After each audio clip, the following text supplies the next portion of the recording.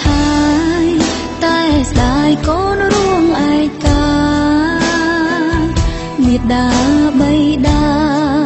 សុខទុក្ខយ៉ាងណានៅផ្ទះសំឡឹងទៅផ្លូវយើងនៅឆ្ងាយគ្នាខ្លាំងណាស់ពេលមេឃមានភ្លៀងរន្ទាំងកូនយំនឹកទាំងកង់ក្តៅកាយនៅទីក្រុងអារម្មណ៍កូននៅឯស្រុកស្រមៃបានក្បែរម៉ែពុកស្រណងម៉ែធ្លាប់ស្រែកហៅនៅលើរងំពាក្យពេចន៍ពុកខ្ញុំប្រដៅយើងធ្វើស្រែក្រោមថ្ងៃក្តៅតែរស់នៅសប្បាយចិត្តនឹកទាំងណាស់បត់ចាស់ស្ដាប់ហូរទឹកភ្នែកពុកអើយម៉ែអើយកូនបែករៀនស្គាល់អ្វីជាជីវិតអរក្តីស្រមៃនៅឆ្ងាយមិនមែននៅចិត្តតែធ្វើឲ្យកូនចេះគិតគុំនឹកមិនដូចពីក្មេង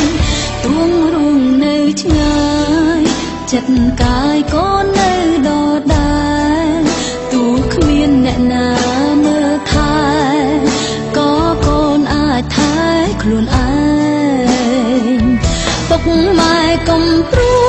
យថ្ងៃមួយគុំផុតចំបាយរាល់ថ្ងៃកូនប្រាប់ខ្លួនឯងជីវិតត្រូវតែតស៊ូ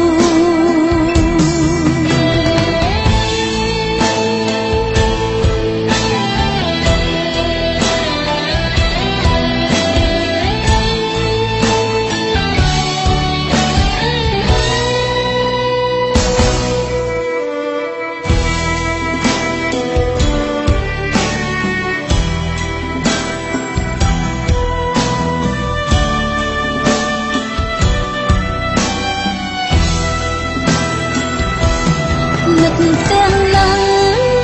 បត់ចាស់ស្ដាប់ហូរទឹកភ្នែកពុកអើយម៉ែអើយកូនបែករៀនស្គាល់អ្វីជាជីវិត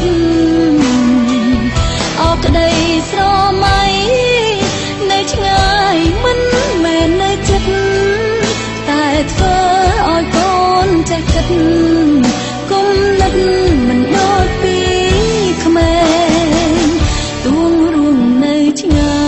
យចិត្តកាយកូននៅដដែលទោះគ្មានអ្នកណាមើលថែក៏កូនអាចថែខ្លួនឯងពុកម៉ែកុំព្រួយថ្ងៃមួយគុំផុតចំបាយរាល់ថ្ងៃកូនប្រាប់ខ្លួនឯ